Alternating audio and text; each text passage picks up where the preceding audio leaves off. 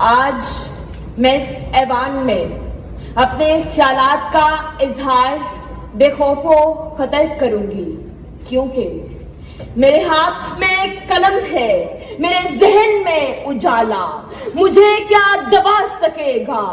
ظلمتوں کا پالا، مجھے کیا دبا سکے گا ظلمتوں کا پالا۔ علی وقار، فرعونوں کے اس دیس میں کہ جہاں حکم ہو کہ ہر سوال کرنے والے کی زبان کاٹ دی جائے، ہر احتساب کرنے والے کے ہاتھ قلم کر دیے جائیں، جہاں حکم ہو کہ ہر انصاف کرنے والے کو سرے بازار ننگا کر دیا جائے اور ہر ایماندار کو سرعام موت کے گھاٹ اتار دیا جائے۔ علی وقار، جہاں حکم ہو کہ سارے جاہلوں کو زندہ چھوڑ دیا جائے اور جو چند پڑھے لکھے ہیں انہیں وطن بدر کر دیا جائے یا زندانوں میں مقید کر دیا جائے۔ علی وقار، جہاں حکم ہو کہ اس دیش کے ایوان عدل خرید لیے جائے یا ان پر تالے ڈال دیے جائے، جہاں حکم ہو کہ دستور کی کتاب جلا دی جائے یا اپنی مرضی کی نئی بنا لی جائے۔ علی وقار، جس دیش میں شعور پر جلادوں کا پہرا ہو اور جس دیش کے نگہبان یہ حکم صادر کرے کہ شعور کی ہر شمع کو گولیوں سے اڑا دیا جائے۔ علی وقار، جہاں حکم ہو کہ اس دیش کے سارے قلم خرید لیے جائے اور جو نہ بکے وہ توڑ دیے جائے۔ علی وقار، اسی دیش میں آج ایک 15 سالہ بچی اس ایوان میں یہ اعلان کرنے آئی ہے کہ قلم سے عہد وفا کیا ہے۔ قلم تو پھر سچ ہی بولتا ہے، قلم تو پھر سچ ہی بولتا ہے۔ علی وقار، 75 سالوں سے خوف کا کاروبار کرنے والے چنگیز خان یہ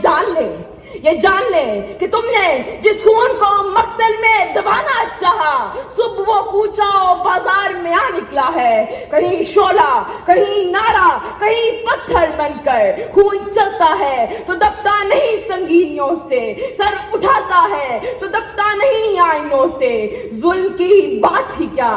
ظلم کی اوقات ہی کیا، ظلم بس ظلم ہے، آغاز سے انجام تلک، آغاز سے انجام تلک۔ معاف کیجیے گا مگر قصور آپ کی نسل کا ہے جو ہر دور میں جبر سہتے رہے مگر خاموش رہے۔ علی وقار،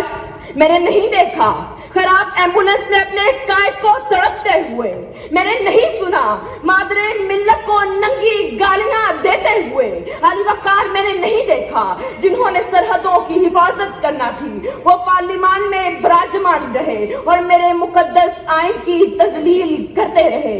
علی وقار،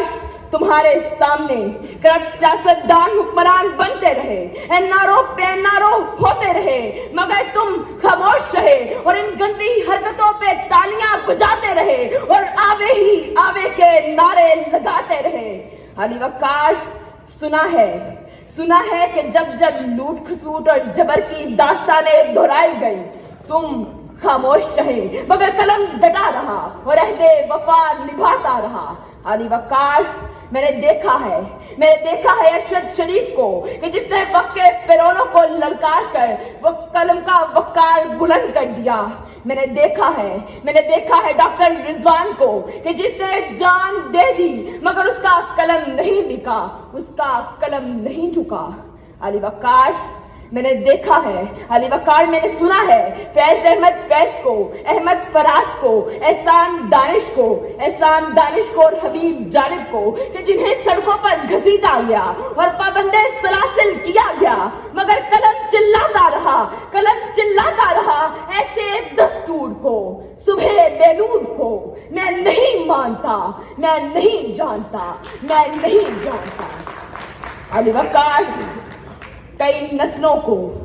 جہالت کی دلدل میں دھکیل کر مزے اڑانے والے یہ بھول گئے کہ ایک نسل تو اٹھے گی جو تم سے سوال کرے گی اور تم سے سوال کرے گی، تمہیں جواب دینا ہوگا، اب سوال بھی ہوگا اور حساب بھی ہوگا، کیونکہ ہم نے ٹھان لی ہے کہ جنہوں نے بستی اجاڑ ڈالی ابھی تو ان کا حساب ہوگا، ابھی تو ان کا حساب ہوگا۔ سحر کی خوشیاں منانے والوں، سحر کے تیور بتا رہے ہیں کہ اب اتنا گھٹن بڑھے گا کہ سانس لینا عذاب ہوگا۔ سکوت صحرا میں بسنے والوں، ذرارتوں